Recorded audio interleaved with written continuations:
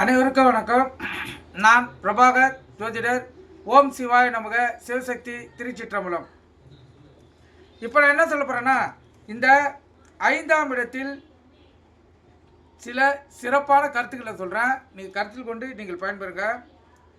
1, 5, 9 வீட்டு அதிபதிகள் சேர்ந்து கேந்திரத்தில் இருந்தால் அவர் குலப்பெருமை மிக்கவர், குல பெருமையை காப்பாற்றுவார், தம் பிள்ளைகளுடன் நேசமாக இருப்பார், பிள்ளைகளுடன் நண்பர்களைப் போல் பேசி பழகும் வாய்ப்பில் இருப்பார். கருத்தில் கொள்ளுங்க. 5ஆம் வீட்டில் 9ஆம் இட அதிபதி இருந்தால் நிறைய தான தர்மங்கள் செய்வார், பெருந்தன்மை உடையவராக இருப்பார். அஞ்சாதகர்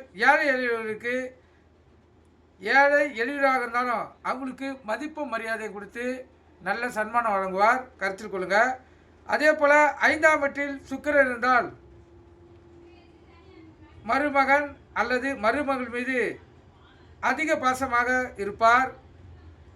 வாலிப வயதில் யாரையாவது காதலித்திருப்பார். ஆனால் பிள்ளைகள் விருதிக்கு சுக்கிரன் தடை கிரகமாகும். 5ஆம் இடம் சுக்கிரன் கொல்லிப்போட பிள்ளை இல்லை என்பார்கள். அதாவது 5ஆம் இடத்தில் சுக்கிரன் இருந்தால் கொல்லி போட பிள்ளை இல்லை என்பார்கள் என்பது முன்னோர்களுடைய கருத்து.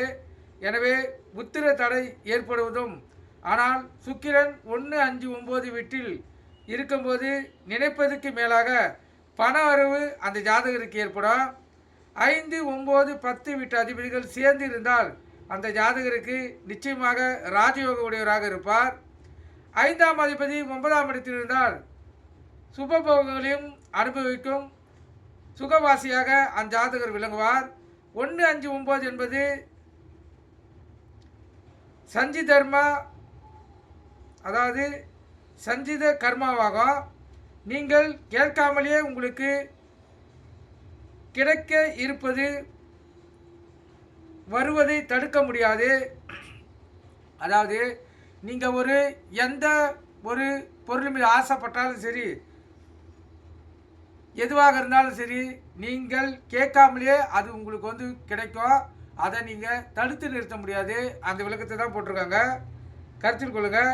5ஆம் இடத்தில் 7ஆம் இட அதிபதி இருந்தால் மனைவி மீது தனியாக எப்போதும் அன்பும் பாசமும் இருந்து கொண்டு இருக்கும். சுருக்கமாக பார்த்தா அவங்க மீது அதிகப்படியான அந்த காதல் அந்த ஜாதகருக்கு இருக்கும். கருத்தில் கொள்ளுங்கள்.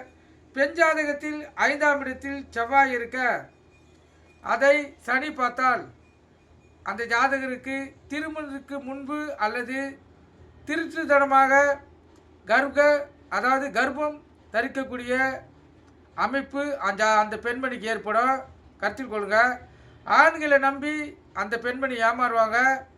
சுபகிரக சேர்க்கை பார்வை இருந்தால் அந்த பெண்மணி அந்த விதியிலிருந்து தப்பிச்சுப்பாங்க. கருத்தில் கொள்ளுங்க. இதெல்லாம் சுருக்கமான விதி. நீங்கள் கருத்து கொண்டு பயன்பெறுங்க. நன்றி, வணக்கம். வாழ்க வளமுடன்.